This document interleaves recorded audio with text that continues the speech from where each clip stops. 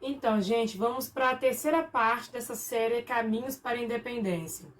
A Revolução do Porto e o Retorno de Dom João. Gente, como que vocês acham que os portugueses estavam com tudo isso que estava acontecendo? Insatisfeitos, né? É claro. Se sentindo abandonados, debilitados economicamente e ainda por cima sem a colônia para explorar como era antes, né?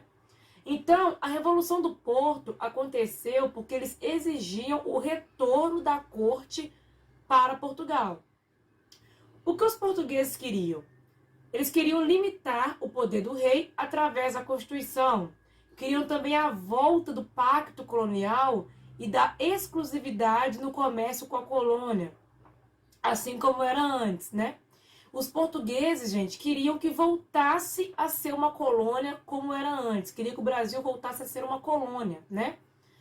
Qual que é o resultado dessa revolução e desses pedidos pelos portugueses, feitos pelos portugueses? O Dom João volta a Portugal, pressionado, né, pelas cortes, mas deixa aqui no Brasil o seu filho.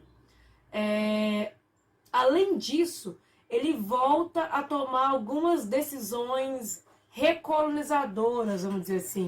Algumas decisões que dão um passo atrás nesse processo que a gente está tendo aí de independência do Brasil. Quem que fica insatisfeito com isso, gente? Quem?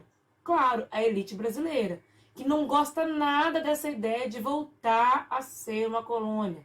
Depois que você dá a liberdade, é difícil você voltar ao que era antes, não é mesmo?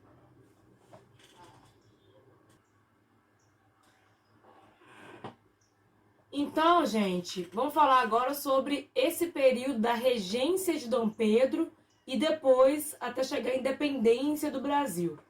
Bem, não havia uma unanimidade sobre o futuro do Brasil.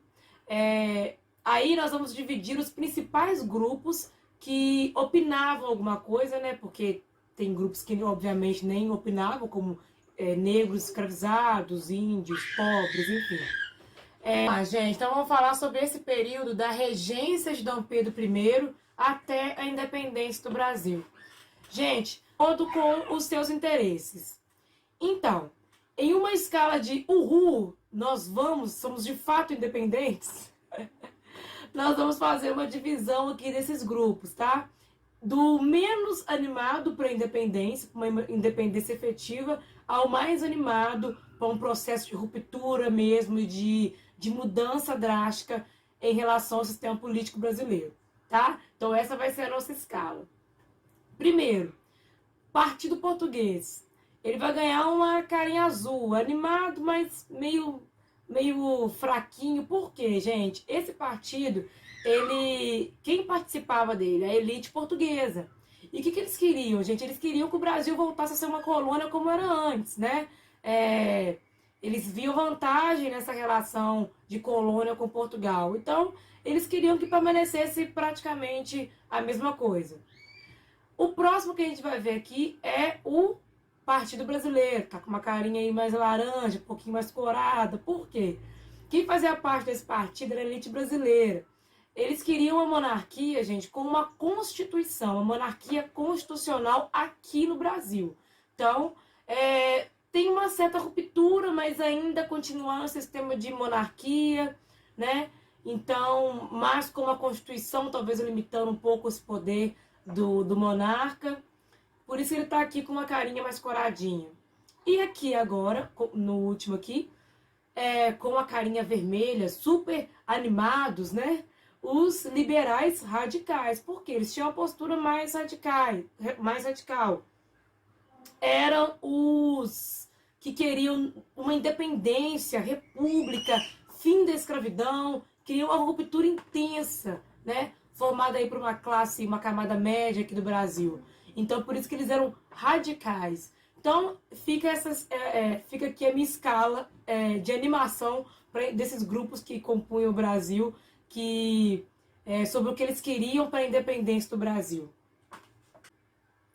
Gente, Dom Pedro, vocês vão perceber agora que ele se aproximava cada vez mais das ideias, das intenções do Partido Brasileiro.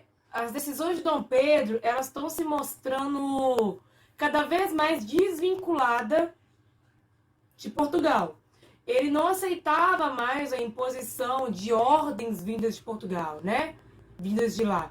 E entre a elite brasileira e a elite portuguesa, ele parecia estar escolhendo a elite brasileira, né? Os rumos da independência, portanto, gente, pareciam certos quando Dom Pedro escolhe ficar no Brasil, mesmo quando os portugueses já estão exigindo que o Dom Pedro também volte para Portugal para cuidar da sucessão do trono e tudo mais. Esse dia que ele escolhe ficar no Brasil fica conhecido como Dia do Fico. Algum tempo depois, o Brasil já ia declarar a independência.